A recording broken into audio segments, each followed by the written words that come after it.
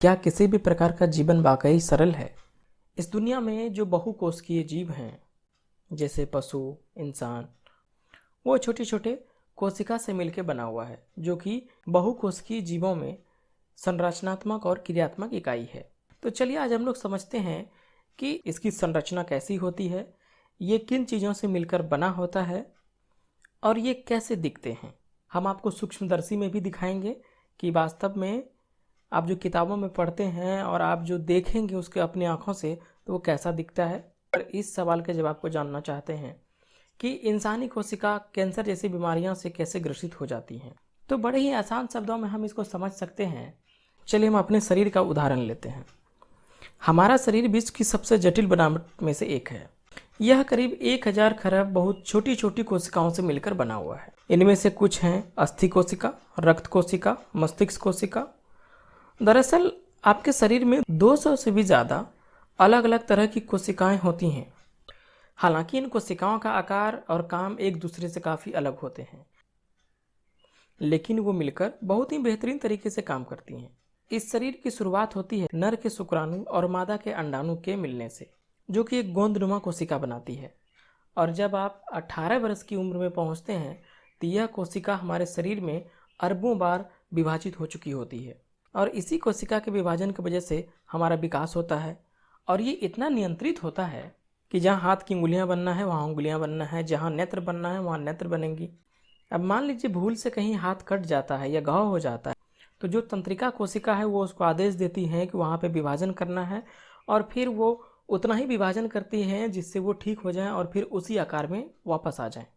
अब जरा सा 1 मिनट के लिए सोचिए कि उसको यह कोई कहने वाला ही ना हो कि आपको कोशिका विभाजन कब रोक देना है, तो उस कोशिका का क्या होगा?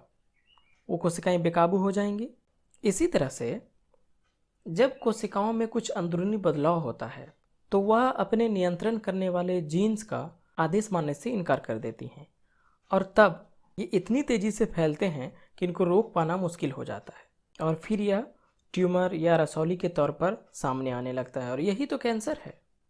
प्रत्येक कोशिका के 3 प्रधान अवयव कोशिका झिल्ली या प्लाज्मा मेम्ब्रेन, साइटोप्लाज्म तथा न्यूक्लियस होता है।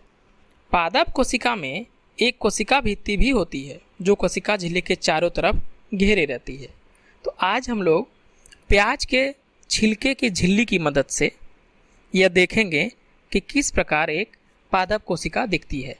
तो आज का हमारा उद्देश्य यही है कि प्याज की झिल्ली का एक अभिरंजित अस्थायी स्लाइड तैयार करके आपको सूक्ष्मदर्शी की मदद से, यानी कि माइक्रोस्कोप की मदद से यह अवलोकन कराना है और उसका चित्र दिखाना है कि पादप कोशिका कैसी दिखती है और उसकी संरचना कैसी होती है।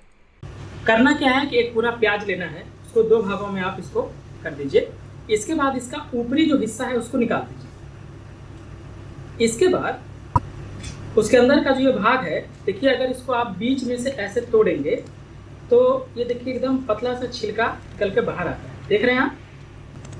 इसी पतले से छिलके में इसके कोशिका का हम लोग अध्ययन करेंगे। अब करना क्या है, ये जो पतला सा छिलका इसका निकला है, इसको उठाकर हम लोग स्लाइड पर रखेंगे। एक साफ सुथरी स्लाइड लीजिए। स्लाइड के ऊपर 2 बूंद पानी डालिए। अगर डिस्टिल वाटर आप लेंगे तो वो ज़्यादा अच्छा रहेगा।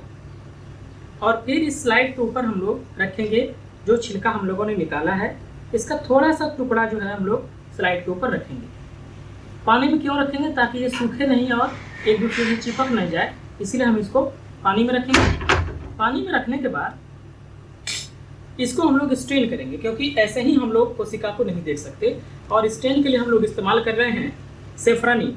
एक लाल कलर का स्ट्रेन होता है, तो उसमें 2 ड्रॉप सेफ्रानिन हम लोग डालेंगे।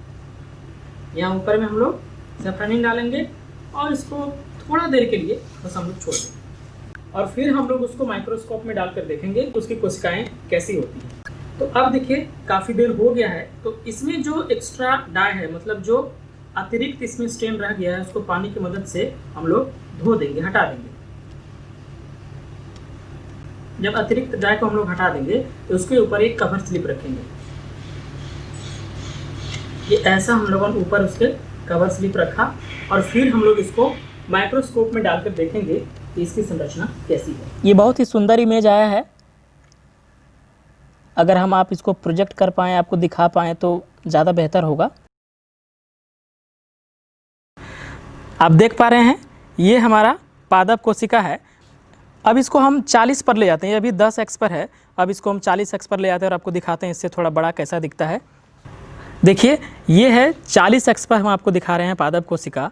इसमें आप देख सकते हैं कि केंद्रक है, लेकिन इसके केंद्रक साइड में होते हैं। आप जैसे हमने आपको पढ़ाया है तो आप देख पा रहे हैं कि इसका केंद्रक जो है वो बिल्कुल बीच में नहीं होता, थोड़ा साइड में होता है। अब देखिए इसमें क्या दिखता है, कई आयताकार कोशिकाएं दिखती हैं। प्रत्येक कोशिका एक स्पष्ट कोशिका भित्ति से घिरा दिखता है।